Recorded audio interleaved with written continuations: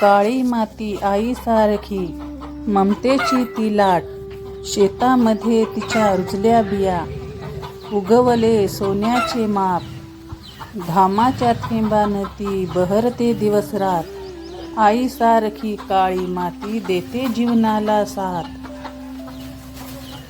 शुभ सकाळ माझ्या गोड ताईंना, मैत्रिणींना, अगदी मनापासून जे आहे माझ्या फॅमिली व्हिडिओमध्ये तुमच्या सर्वांचं स्वागत आहे.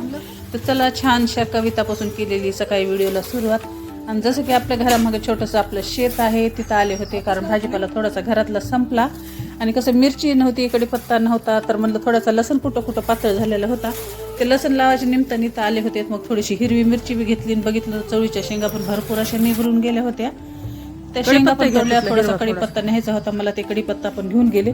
आणि खूप दिवस आता घरामागच आहे बघा शेत, पण की नाही 3-4 दिवसाला जे आहे की चक्कर, रोजचं चक्कर पण मला मारणं होत नाही, कारण की नाही घरामध्ये इतके कामं असतात ना. आणि थंडीचा दिवस आहे त्याच्यामुळे की नाही दिवस कुठं चालला आणि काय नाही ते पत्ताच लागत नाही. आणि आपल्या टमाट्याच्या झाडाला बघू शकतात किती लई टमाटे आलेत, पूर्ण असं की नाही लदबदून झाड गेले. आणि इथं जे आहेत ना आवरेज शेंगाचा वेल ही आवरायला लागलेत की नाही शेंगा, कुठे पण त्याला मावाच पडलाय.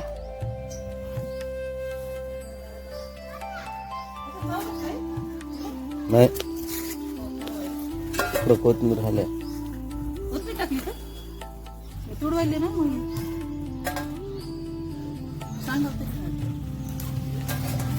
येत आहे तिथं.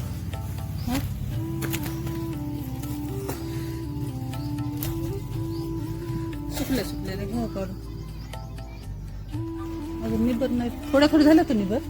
हो दे. वांगे मोठी होऊ दे आता भरताना. कवळ हिरव्या मिरची घ्यायच्यात ना भाजीला.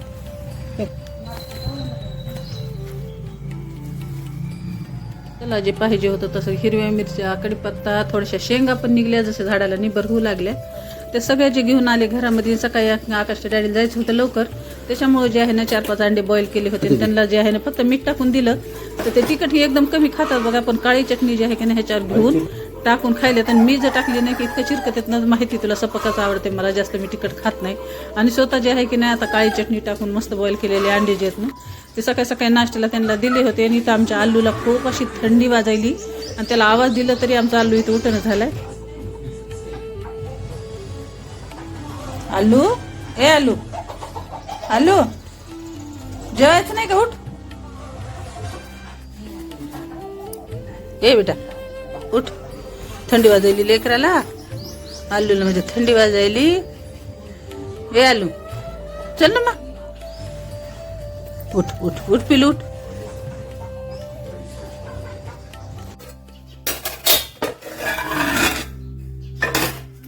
चला, सकाळच्या जेवणामध्ये इथं मस्त केली मी पनीरची भाजी, भात आणि चपात्या. आणि जसं की नाही वरण थोडंसं होतं त्याच्यामुळे सकाळचा स्वयंपाक दुपारचा जे आहे की नाही असं आहे.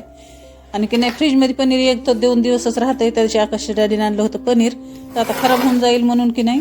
आणि काल होतं नॉनव्हेज, त्याच्यामुळे काही करणं झालं नाही, त्याच्यामुळे असं काही करून टाकलं नाही. तर 1-2 दिवस राहिले की आंबट वास येते पनीरचा, तर त्याच्यामुळे सकाळीच भाजी करून टाकली आणि त्याच्यासोबत की नाही चपात्या केल्या. आता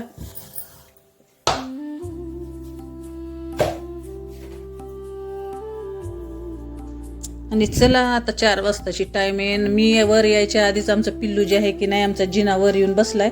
आणि मी की नाही आले होते, आता मला जे कुंडीतनं काल वैभवनं आणलेत फुलाची झाडं आधीला बांधून, जसं की नाही शेवंतीचे आता थंडीच्या दिवसामध्येच जे आहेत की नाही नर्सरीमध्ये झाडं भेटतात. आणि खूप दिवसापासून मला जे आहेत ना ह्या 3 पण शेवंत्या माझ्या इथं होत्या, पण काही कारणा वाचून की नाही ते महागनं खूप 2-3 वर्ष झाले त्याला जळूनच गेल्या त्या. जसं की आम्ही कुठंतरी गेलो होतो त्याला पाणी टाकणं झालं नाही, त्याच्यामुळे तसं झालं. नाही तर मी झाडाचं खूप असं लेकरावानी जे आहे की नाही देखभाल करीत असते.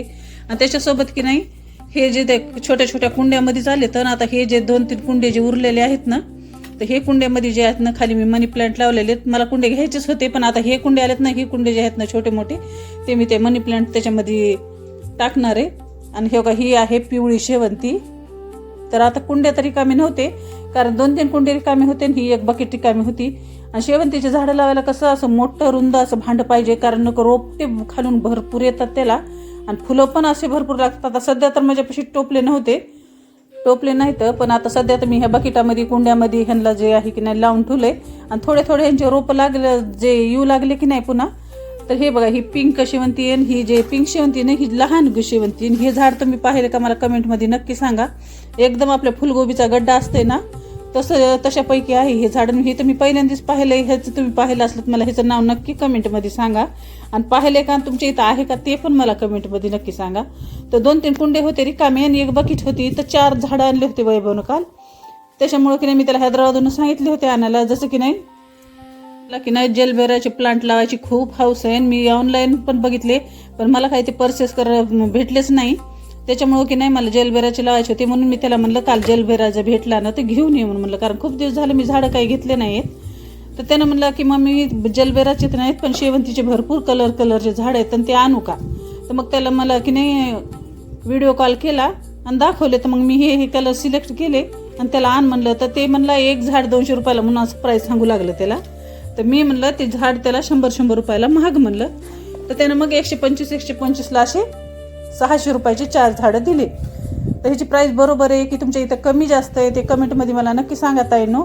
आणि खूप छान शेवंतीचे कलर आहेत. आणि आता की नाही थोडेसे रोपं आले ना की मग मी मोठ्या टोपल्यामध्ये लावीन हे. आणि ह्याचे जे फुलं आहेत ना पुन्हा भरपूर आपल्याला पूजेला ते निघतात. आणि मंदिर जे आहे की नाही सगळं गच्च भरून जायसारखं असं पूजा केली ना. त्याच्यामुळे मी हे शेवंतीचे फुलं मागवलेत. कारण थंडीच्या दिवसात ना खूप अशी फुलं निघतात शेवंतीचे. तर चला टेरिसवर जे आहे की नाही कवळं ऊन होतं. तर आता टायमिंग व्हायली चहा पाणी पिऊन जे आहे ना मी 4 वाजता वर आले. कवळं ऊन होतं आणि वारं इतकं भरपूर सुटायले की नाही आमच्या इकडं. त्याच्यामुळे मी म्हणलं आता माझं वरचं टेरिसवरलं काम पण होऊन जाईल. कारण सकाळी हे काम करायला भरपूर असं वेळ लागते. जसं की कुंड्यातली आधी माती काढा, पुन्हा हे लावा, पुन्हा पाणी टाका. कारण 1 ते 1.5 घंटा माझा ह्या कामामध्ये गेला आणि सकाळी बिलकुल मला टाईम भेटत नाही. आणि आता कसं 3-4 वाजता मला निवांत असते, कशाचं डिस्टर्ब नसते, फक्त संध्याकाळचा स्वयंपाक वगैरे असते. तर 4 वाजताची भांडे वगैरे घासून चहा पाणी पिऊन मी वर आली. आणि माझ्या आधी आमचं पिल्लूनं वर येऊन बसलं होतं आमचा जिना. तर चला म्हणजे सगळे कामं जे आहे ते सगळं झालेले लावून. आणि फक्त आता हेच प्लांट माझं लावायचं राहिलंय.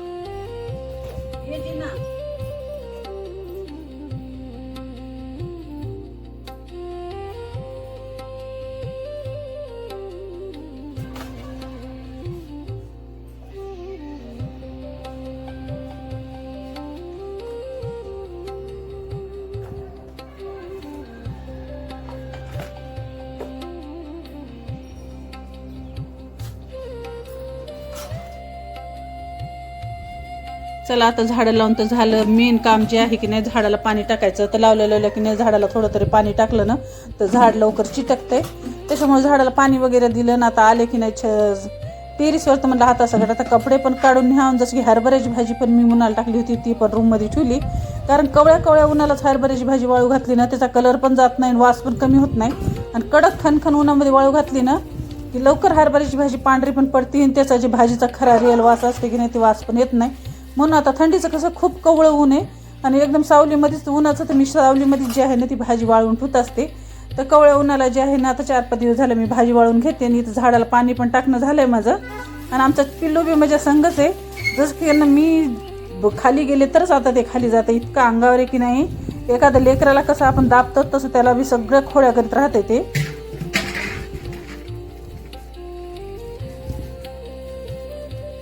पिल्लू कुठेला पाहिले पिल्लू. चल मी चालले खाली चालले मी. चला चल मी कपडे काढायले आणि चालले आता खाली. तू बस इथं बसतोय. चला मंडळी कसा वाटला ब्लॉग कमेंटमध्ये नक्की सांगा. तर भेटूया दुसऱ्या ब्लॉगमध्ये. शुभरात्री सर्वांना.